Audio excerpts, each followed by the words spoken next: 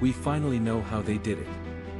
4,000 years ago, Bronze Age artisans created hollow metal sculptures so perfect that modern engineers couldn't figure out the technique. Until archaeologists found a failed casting that revealed everything.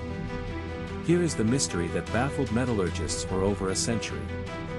When archaeologists excavated Bronze Age sites across Mesopotamia, they found hollow bronze sculptures with walls thinner than a credit card. Some measured just 2 millimeters thick. The precision was extraordinary. Modern foundries using computerized equipment struggle to achieve these tolerances consistently. Yet ancient craftsmen working with clay, beeswax, and primitive furnaces somehow produced thousands of these masterpieces. The question wasn't just how they cast bronze. We understood that part. The mystery was how they created perfectly hollow interiors with uniform wall thickness throughout complex shapes. Every theory proposed had fatal flaws.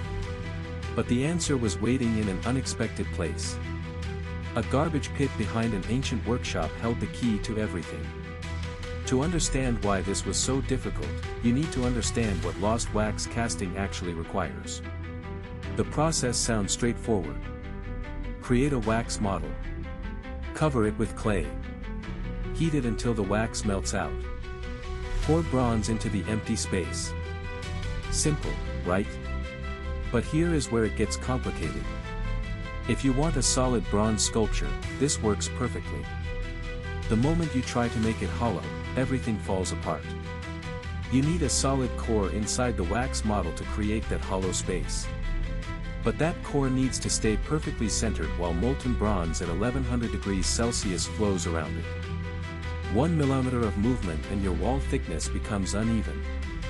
2 millimeters and the bronze touches the core, ruining the casting entirely. If you're enjoying this investigation, drop a like so I know to keep digging. Ancient craftsmen solved this problem with an elegance that still impresses engineers today. Now let's look at this from a completely different angle. Imagine you're a Bronze Age craftsman in ancient Mesopotamia around 2000 BCE. You have no thermometers. No precision measuring tools.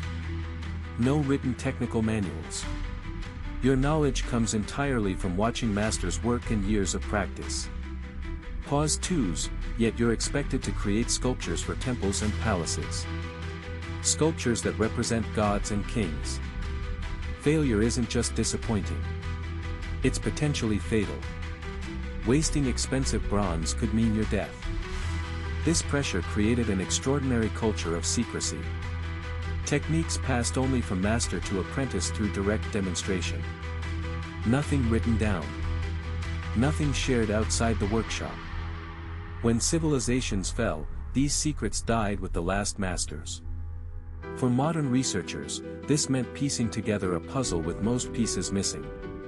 Until 1978. When a construction crew in Syria accidentally broke through the floor of an ancient garbage dump. What they found in that Syrian garbage dump changed everything we understood about ancient metallurgy. The site was Tel Mazan, ancient Turkish, a major city of the Hurrian civilization. Behind what was once a royal workshop, archaeologists discovered something unprecedented. Thousands of discarded casting fragments. Failed attempts. Broken molds. And most importantly, cores. The solid clay centers that created hollow spaces inside bronze sculptures. These weren't just any cores. They were cores with bronze pins still embedded in them. SFX, dramatic sound, this was the breakthrough. Those pins, called chaplets, were the secret. Ancient craftsmen inserted metal pins through the wax model into the clay core. When bronze was poured in, these pins held the core perfectly centered. The pins became part of the final sculpture, hidden inside the bronze walls. Ingenious. Simple. And invisible for 4,000 years. But wait. That's not even the most impressive part. Knowing about chaplets only solves half the problem. Here's what nobody expected. When researchers analyzed the failed castings more closely, they discovered the ancient craftsmen had developed something far more sophisticated. A complete temperature control system using nothing but observation.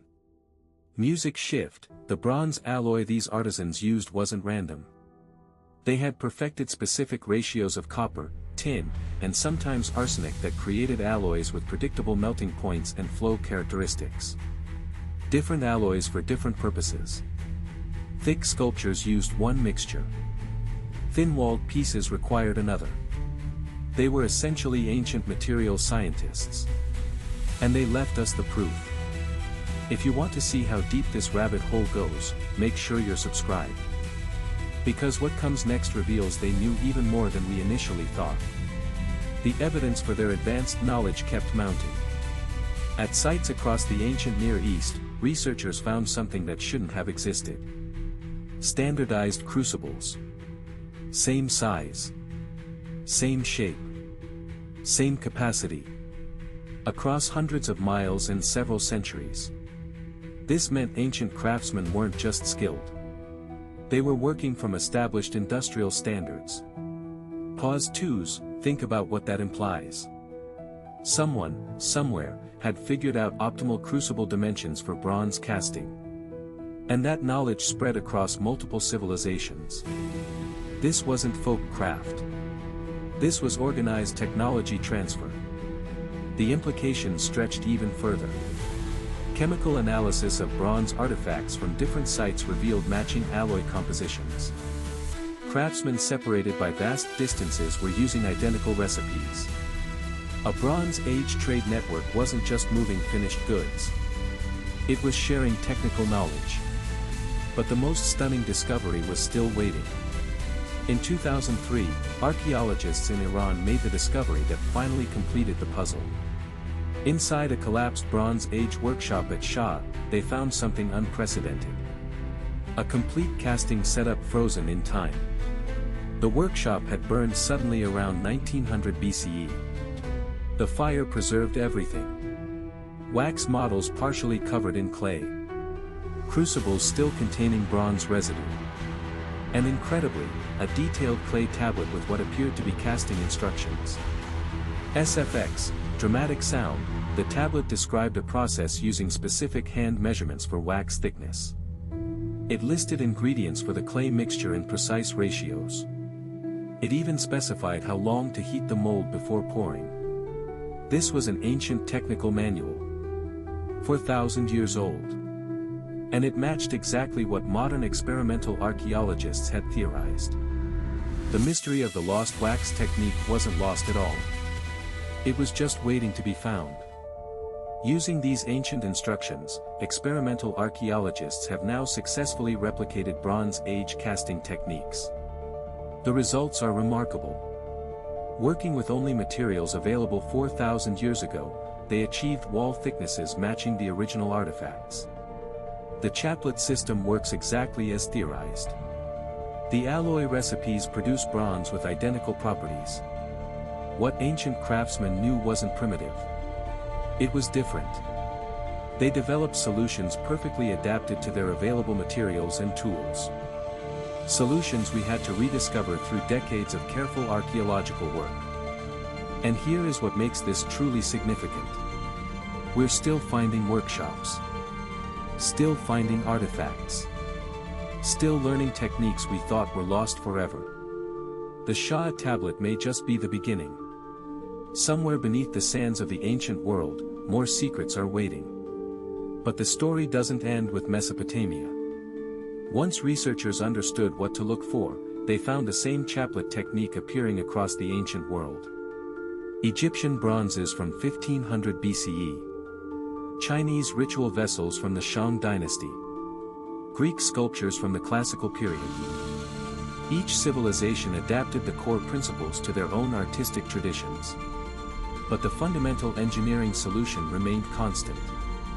Metal pins holding clay cores in position. Temperature control through careful alloy selection. Standardized processes passed through generations of craftsmen. This suggests something profound about human innovation. When faced with similar problems, ancient peoples developed similar solutions. Not because of mysterious contact or lost advanced civilizations. But because intelligent craftsmen working with the same physical constraints will discover the same physical solutions. That's not mystery. That's human genius. What we've uncovered about lost wax casting reveals something bigger than just one technique. It shows us that ancient peoples were systematic engineers and careful scientists working within their technological limitations. They didn't have our tools. But they had our minds. The same curiosity.